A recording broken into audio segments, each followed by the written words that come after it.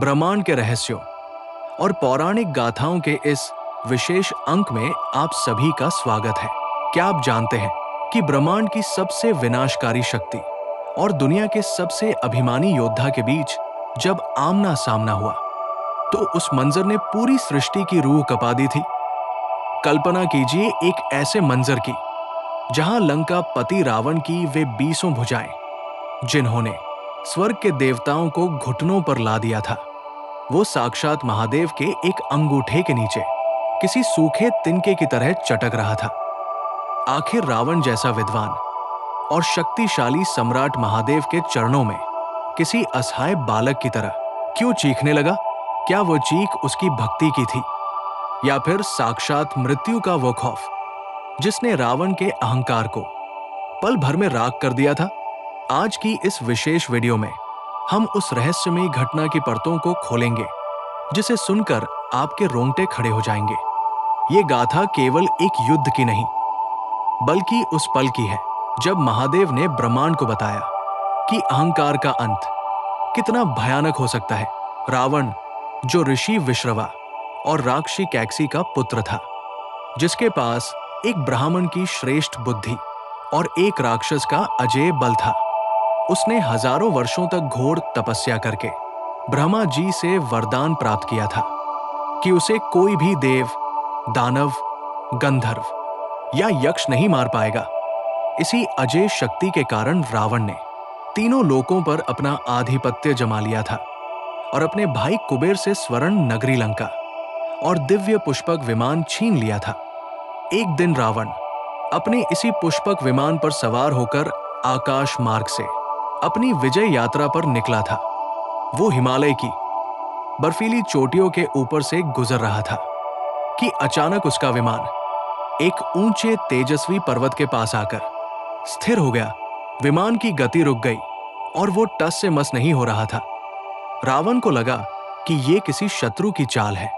उसने नीचे देखा तो उसे साक्षात रजत पर्वत कैलाश दिखाई दिया। जब रावण विमान से नीचे उतरा तो उसे वहां महादेव के परम प्रियगण नंदी दिखाई दिए। नंदी का मुख वानर जैसा था, जिसे देखकर रावण जोर जोर से अट्टहास करने लगा। उसने नंदी का अपमान करते हुए उन्हें बंदर कहकर पुकारा। नंदी ने बड़ी शांति से रावण को चेतावनी दी कि हे लंकेश, ये महादेव का एकांत क्षेत्र है, यहां ऊपर से उड़ना वर्जित है, इसलिए लौट जाओ। लेकिन अहंकार में डूबे रावण ने नंदी की बात का उपहास किया और उनकी शक्ति को चुनौती दी। तभी नंदी ने उसे एक भयंकर श्राप दिया कि जिस वानर रूप का तू मजाक उड़ा रहा है, एक दिन वही वानर तेरी लंका के विनाश का कारण बनेंगे। रावण उस श्राप को सुनकर और भी क्रोधित हो गया। उसने अपनी 20 भुजाएं कैलाश पर्वत की आधारशिला के नीचे डाल दी और गरजते हुए कहा कि यदि ये पर्वत मेरा रास्ता रोकता है तो मैं इस पर्वत को ही उसकी जड़ से उखाड़कर समुद्र में फेंक दूंगा। जैसे ही रावण ने पर्वत को उठाना शुरू किया, पूरी पृथ्वी डगमगाने लगी। शेषनाग के फन कांपने लगे और पाताल से लेकर स्वर्ग तक हाहाकार मच गया। कैलाश पर स्थित ऋषि मुनि और स्वयं माता पार्वती विचलित हो गई। पर्वत किसी नाव की तरह डोलने लगा और ऐसा लगा मानो प्रलय आ गई हो। महादेव, जो सदा ही शांत और अंतर्यामी है, वे रावण के इस अज्ञान को देख रहे थे। उन्होंने महसूस किया कि उनके भक्त का अहंकार अब अपनी सीमा लांघ चुका है और उसे सत्य का बोध कराना आवश्यक है। महादेव ने अत्यंत सहजता से, बिना किसी क्रोध के, केवल अपने बाएं पैर के अंगूठे को जमीन पर थोड़ा सा दबा दिया। बस इतना करते ही कैलाश पर्वत का भार अरबों गुना बढ़ गया। रावण, जो अपनी भुजाओं के बल पर पर्वत को उठाए खड़ा था, अचानक उसके नीचे बुरी तरह दब गया। उसकी भुजाएं पर्वत और भूमि की कठोर शिलाओं के बीच पिसने लगी। वह दर्द जो रावण ने उस क्षण महसूस किया, वो अकल्पनीय था। उसकी हड्डियों के चटकने की आवाज पूरे कैलाश पर गूंजने लगी। रावण की आंखों से खून उतर आया और उसकी वो ऐतिहासिक चीख 10 दिशाओं को चीरती हुई ब्रह्मांड के अंत तक सुनाई दी। शास्त्रों में वर्णन है कि रावण की वो चीख इतनी भयानक थी कि गर्भवती स्त्रियों के गर्भ तक गिर गए और समुद्र का जल उबलने लगा। वो हजारों वर्षों तक उसी पर्वत के नीचे दबा रहा कि महादेव की इच्छा के बिना एक पत्ता भी नहीं हिल सकता और उसकी सारी शक्तियां महादेव के एक अंगूठे के सामने शून्य है। अत्यंत पीड़ा में डूबे रावण को अंततः एहसास हुआ कि अब केवल महादेव की शरण ही उसे बचा सकती है। उसने अपनी बुद्धि का प्रयोग किया और पश्चाताप की अग्नि में जलते हुए महादेव को प्रसन्न करने का निश्चय किया। उसने अपने ही शरीर की नसों को खींचकर बाहर निकाला और उन्हें वीणा के तारों की तरह पर्वत की शिलाओं पर सजाया। अपने ही रक्त और आंसुओं से उसने महादेव की स्तुति गानी शुरू की। उसी तड़प और परम भक्ति के मिलन से जन्म हुआ शिव तांडव स्तोत्र का। रावण ने अपनी पूरी विद्वता झोंक दी और गाया शिव तांडव स्तोत्र।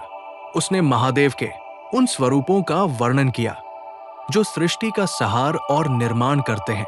उनके बालों से गिरती गंगा, उनके गले के सांपों और उनके डमरू की ध्वनि का ऐसा काव्यमय वर्णन किया कि स्वयं देवराज इंद्र और ब्रह्मा जी भी मंत्रमुग्ध होकर सुनने लगे।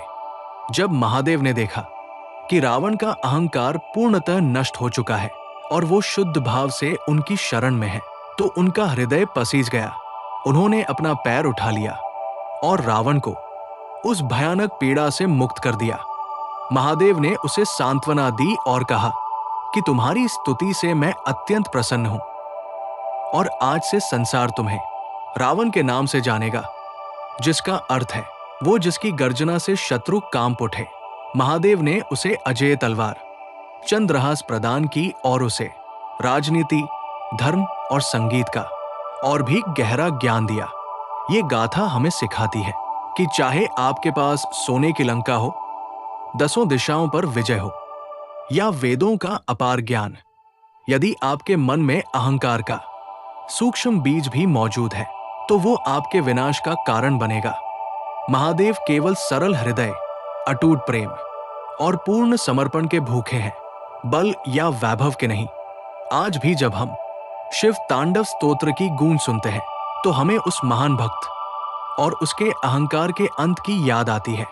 अगर आपको महादेव और रावण की ये प्राचीन और विस्तृत कथा प्रेरित करती है तो इस वीडियो को अधिक से अधिक शेयर करें और कमेंट्स में महादेव का प्रिय जयघोष हर हर महादेव लिखना न भूलें। डिवाइन टेल्स को सब्सक्राइब करें ताकि आप सनातन धर्म के ऐसे ही और भी अद्भुत और दिव्य रहस्यों को गहराई से जान सकें।